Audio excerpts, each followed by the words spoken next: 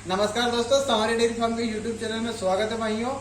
दोस्तों थंबनेल देखकर यदि आप आए हैं कि सोयाबीन का भूसा खिलाने से दूध बढ़ता है तो बिल्कुल सही जगह आए हैं, क्योंकि हम भी सोयाबीन का भूसा ही खिलाते हैं। यदि विश्वास नहीं होता तो सबसे पहले आप देख लीजिए, इधर आ जाइए, एक बार दिखा दीजिए हमको। वैसे अभी तो दोपहर के 12 साढ़े 12 का समय है, बिल्कुल साफ कर दिया गमान हमने चूना का रोज रेगुलर छिड़काव करते ही हम इसमें, जिससे कुछ भी हल्का सा फंगस रहेगा तो फंगस साफ हो जाता है। दोस्तों सोयाबीन का भूसा खिलाने से कोई समस्या नहीं है। यदि हम खुद पशुपालक भी सोयाबीन का भूसा नहीं खिलाते, पशुपालक या किसान भी बोल सकते हैं, यदि हम नहीं खिलाएंगे तो फिर उसे कहाँ जाएंगे। यदि उसे जलाएंगे तो फिर सूखेगा, जो गेहूं का भूसा आता है तूड़ी जिसे बोलते हैं, उसका रेट तो बढ़ना लाजमी सी बात है। तो हम मिक्स कर खिलाइए गेहूँ, चना, मसूर, सोयाबीन और हरा, तो कुछ भी दिक्कत नहीं आती। दोस्तों मेरे पास भी पंजाब की गाय है, राजस्थान की भैंस है, हरियाणा की भैंस है, गुजरात की भैंस है और लोकल की भी, मतलब 5-6 राज्य की मिलाकर हमारे पास पशु है। 30 पशु है तो 5 से 6 राज्य मिलाकर पशु। ऐसा नहीं है कि हम सिर्फ टॉप ब्रीड की रखते तो खिलाना, बिल्कुल आप रखिए लेकिन मैनेजमेंट के साथ खिलाइए, तो कोई विशेष समस्या नहीं आती है। दोस्तों मैंने आपको पहले भी कई सारी वीडियो में कहा कि जुड़े रहिए सवारी डेयरी फार्म के साथ, तो बहुत अच्छी जानकारी दूंगा जो मैं मेरे फार्म पर इस्तेमाल करता हूँ, जिसका मुझे रिजल्ट लगता है, वही चीज़ आप पशुपालक भाइयों को दिखाता हूँ। तो आइए अब हमारे स्टोरेज रूम में ले चलते हैं आपको और दिखाते हैं कि हमने मिक्स में क्या क्या स्टोरेज करके रखा है। दोस्तों देखिए, इसमें चना, सोयाबीन, गेहूं और मसूर का तीनों मिक्स।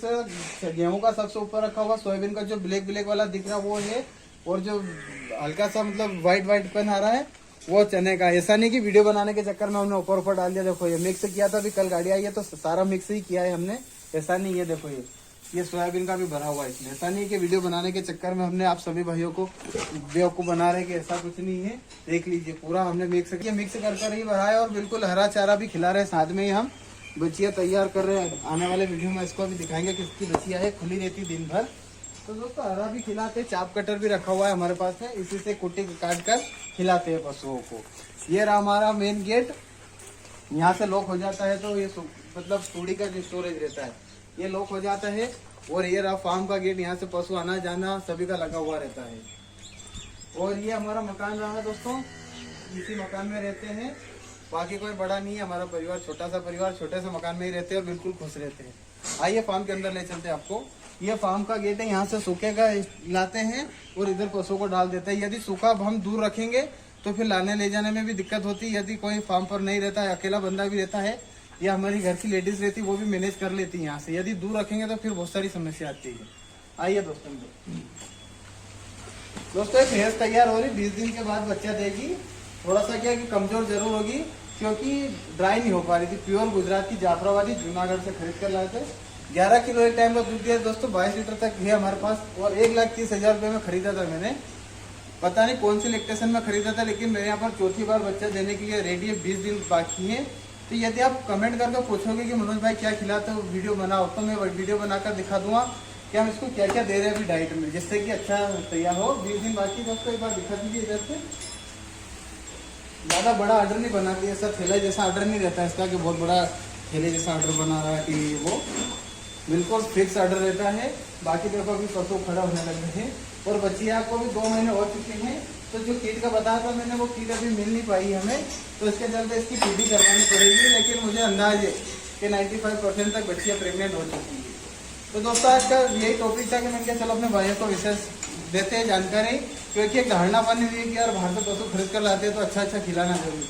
मानता हूँ कि अच्छा खिलाना जरूरी, लेकिन सोयाबीन का भूसा भी कोई गलत नहीं है, क्योंकि हम हमारे खेती में यदि ज़्यादा दवाई का इस्तेमाल करेंगे तो बहुत सारी मतलब दवाओं का इस्तेमाल करेंगे तो पशु को समस्या आती है। लेकिन हमारे फार्म पर हम वैसी दवाइयों का इस्तेमाल ही नहीं करते हैं कि जिसके चलते पशुओं को कोई समस्या है, क्योंकि गोबर का इस्तेमाल करते हैं तो ज़्यादा टोनिक की जरूरत नहीं लगती। यदि बार बार पेस्टिसाइड का इस्तेमाल करेंगे और फिर भूसा खिलाएंगे तो उससे पशुओं का डाइजेशन खराब हो सकता है, लूज मोशन होगा या फिर पशु बीमार होगा, दूध नहीं देगा। लेकिन इससे हमारे यहाँ पर रहता ही नहीं, खरपतवार हम मजदूरों से निकलवा देते हैं और एक आधी बार ही सिर्फ कीटनाशक का इस्तेमाल करते हैं, बाकी उससे ज़्यादा कोई समस्या आती नहीं है इसके चलते। तो बस यही था फार्म का विशेष अपडेट है नहीं कोई, तो मैंने चलो अपने भाइयों को हम इसी पर आगाह कर दें। और यदि आप अभी भी जैसे अभी नवंबर स्टार्ट हुआ है, यदि आप सूखा गेहूं, चना, मसूर या फिर गेहूं का भूसा खरीदना चाहते हैं तो अभी स्टोर कर सकते हैं, अभी भी समय है, क्योंकि ज़्यादा रेट नहीं है। जो कल मैं चने की गाड़ी खरीद कर लाया था, चने का भूसा जिसे बोलते हैं, वो 7 रुपये केजी के हिसाब से मिला है हमें। लेकिन पिछले साल इसी नवंबर में 11 रुपये केजी के हिसाब से था। तो यदि आप खरीदना चाहें तो खरीद सकते हैं। वैसे जिससे हम खरीदते हैं उन्होंने बोला है कि ज़्यादा रेट बढ़ेगा नहीं, लेकिन यदि आपको ज़रूरत लग रही हो तो आप अभी से खरीद लो, क्योंकि हो सकता है कि 2-4 रुपये बढ़ जाए तो फिर हमारा ही नुकसान उसमें। तो यदि आपको खरीदना तो आप खरीद लीजिए, ज़्यादा रेट बढ़ेंगे नहीं इस साल, मेरा जो अनुभव होता है, क्योंकि पिछले साल बहुत रेट बढ़े थे और बारिश भी ज़्यादा हुई, सभी ने स्टोरेज कर रखा है, तो इससे कोई ज़्यादा रेट बढ़ना नहीं है। लेकिन आपको लग रहा है तो आप खरीद लीजिए, कोई चक्कर नहीं है। और यदि सोयाबीन का भूसा अच्छा है, बिना सड़ा हुआ, बिना पानी लगा हुआ, तो वो आप भी खिला सकते हो, उसमें भी कोई दिक्कत नहीं है। और आपको फीड पर बहुत कमेंट आ रहा है कि मनोज भाई फीड पर वीडियो बनाओ, तो मैं वीडियो बनाऊंगा तो आप हंसेंगे कि यार आप ये खिलाते हो और इतना दूध देती है। हाँ दोस्तों, सोयाबीन का भूसा खिलाता हूँ, वो फीड पर एक अलग से वीडियो बनाऊंगा। बहुत नॉर्मल सी फीड देता हूँ, ऐसा कोई नहीं है कि बाहर से पशु है 35 लीटर दूध दे रहे तो क्या क्या खिला रहे हो। बिल्कुल टेंशन मत लीजिए आप, आपका भाई आपके साथ में खड़ा है, टेंशन मत लो आप। बिल्कुल डेयरी फार्मिंग करो, कुछ भी समस्या आती तो मैं खड़ा हूँ दोस्तों, कोई दिक्कत नहीं है। इंस्टाग्राम आईडी नीचे चल रही है, आप उस पर मैसेज करो। मैसेज नहीं देखता हूँ तो मुझे स्टोरी लगाकर मेंशन कर लो, तो एक मैसेज आपका मिल जाता है, क्योंकि दिन भर कम से कम भी 500 मैसेज आते ही आते हैं, तो उसके चलते मैसेज नहीं देख पाता हूँ, माफ़ी चाहूँगा उसके लिए। बाकी कोई चक्कर नहीं, बिल्कुल दोपहर के 12-12:30 का समय पशुओं को पानी पिलाना है अभी दोपहर में, तो मैंने चलो भाइयों को अपडेट देते थे, जिसके बाद शाम पर पानी पिलाते हैं। तो दोस्तों यदि वीडियो पसंद आया तो प्लीज़ चैनल को सब्सक्राइब कीजिए और शेयर कीजिए। मेरा कोई एक उद्देश्य नहीं है कि चैनल से पैसा कमाना या किसी को कुछ दिखाना, मेरा सिर्फ यही उद्देश्य है कि मेरे पशुपालक भाइयों की आय को बढ़ाना और अच्छी अच्छी जानकारी देना, जिससे कि कुछ समस्या ना आए। बाकी दोस्तों आपने हमारा वीडियो देखा, उसके लिए आपका धन्यवाद।